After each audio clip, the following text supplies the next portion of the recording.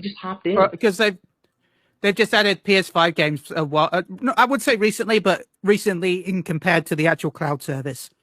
I think Like they added PS5 games in the last year where you can just there's the download and then the stream. You can just click stream and play it without having to worry. Awesome to be able to do that while you're traveling.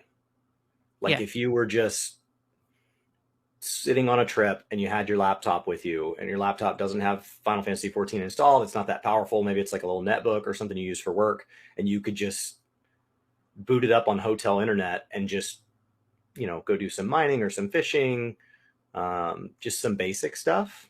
Like it would be really nice if you had access to the game. And like, that's what those offer, as well as people who don't have access at all. Like they just wouldn't have access otherwise. My brother, as he's gotten married and had kids and bought a house and all these things, his gaming PC from college that he worked really hard over the summer and saved up a bunch of money for and spent what was a lot of money at the time to buy the top of the line gaming computer, it is aged. And as it is aged, it has just gotten less and less capable. I don't even think it's holding up to its original performance, much less what games are asking for a decade later. And so his gaming PC is probably 8 or 10 years old now, but all he does is boot up GeForce Now on it. So he's never had to update the hardware. So like, I would love to see that as an option for people. I don't know how these services are going to align themselves with it. It kind of shocked me when they didn't come out of the gate and immediately see the value in it. Just because this is already a game that you don't really own. One of the things we've seen in kind of the chat today is like, it doesn't feel good when somebody takes your game back from you in something like Xbox Gold or whatever. It doesn't feel good when you become reminded that we kind of have a digital license. We don't actually own these games, but with an MMO, we know that. That's why I at least with PlayStation Plus, like they add monthly games, but if you claim those games, they're then added to your library. That they are there even after that month. You just have to claim them, and then they are part of your library. But like, if those were ever taken back for any reason, if they were ever to use the terms of service and just take it out of your digital library, with an MMO, we know that if the servers ever go offline, everything's gone. Like if Square Enix were to just say, hey, we're done with Final Fantasy 14, it was a good run, and they were to just shut the servers off, that's it. Like, we know that. It's baked into the formula. We've watched it happen to MMOs before. So it feels like the perfect genre to be set up with a streaming thing where it's like, you don't own your own hardware, you don't own your own software. Like, the entire experience is, I'm paying money to be entertained. It's no different than going to a movie, and when you leave, you don't own that movie. Like, that was built into the formula. And ideally, you're being given an experience you couldn't have had on your own hardware and software, which is what happens with the movie theater. Like, I can't match that experience at home. And so I pay a premium to watch a movie one time with strangers, and then I don't get to own that movie, or I can wait for, especially if my wife and I to go together, the cost of going out to a movie, it's, heaven forbid we got popcorn, is way more than if we just waited and bought the movie. To be fair, though, I'm looking at the Deadpool VIP experience because I can't wait for Deadpool. I'm going VIP for that. And so, like, why does Final Fantasy 14 not try to offer that same thing? Why do they not pair with GeForce Now and say, you don't need to own hardware? Like, we have minimum system requirements if you want to, but you don't need to. This can be a game that you just play from any device that is GeForce Now equipped. Maybe you have a couple computers that you share across a family. Maybe you use computers that are issued to you by a school or by work or something like that. And it's like, as long as you have access to GeForce Now, we're good. It's just one step closer to living in browser. There is also a free version of GeForce Now as well, if you really want to use it. Like, they've just added ads to it, but there is a free tier. You do have to wait to get in if the game is popular, which means with Final Fantasy 14 during an expansion launch, enjoy not playing. But yeah,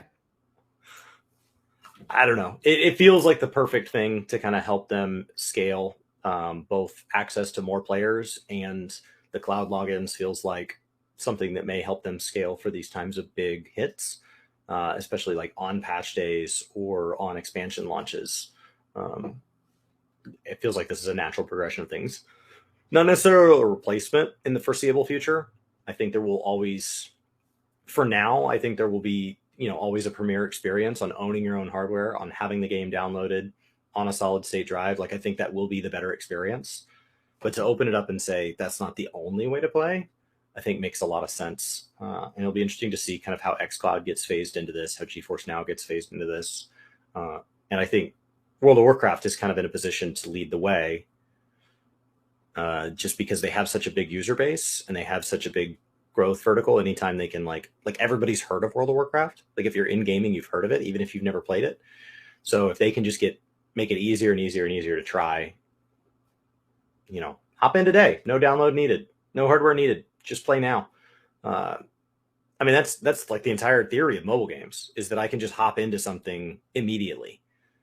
So the moment I think about playing it, I'm playing it, and that I don't have to wait, because a lot of these games aren't worth the wait. They're not worth the 2-hour download. They're not that good of a game. They're only worth it because they're arriving at the exact I wish 2 hours. I had to download 7 Rebirth recently, and that took me, 8.5 hours to download. So how good does that game have to be that you don't just move on? As opposed to some, little phone app, it wouldn't be worth that. If it said 8 hours, you would just cancel the download and find another phone app. They're not that good of games. What's good about them is that the moment I was bored and said, I want to play a racing game, I want to play a Tetris style game, I want to play a card game, I can just say that, and then one appears on my phone nearly instantly, anywhere. Like, I have unlimited cell data, so like I can have a game on my phone in under a minute. A game that I've never heard of, I can just look it up now, and immediately it shows up. And so that's where I think we could get World of Warcraft and Final Fantasy 14 to be, if they were being hosted on one of these other places. So I don't have to download them. I'm just playing them inside of something like GeForce Now. And that would be really great. Because I've had friends, like, when I'm playing an MMO and I'm like, hey, you should come back and play this. And they're like, I'd have to download it and I'd have to buy it. And I don't think my PC is working right now. And the more barriers we can remove, the better. Okay. Well, that was everything that we didn't talk about last week, when we had the show that we didn't get to.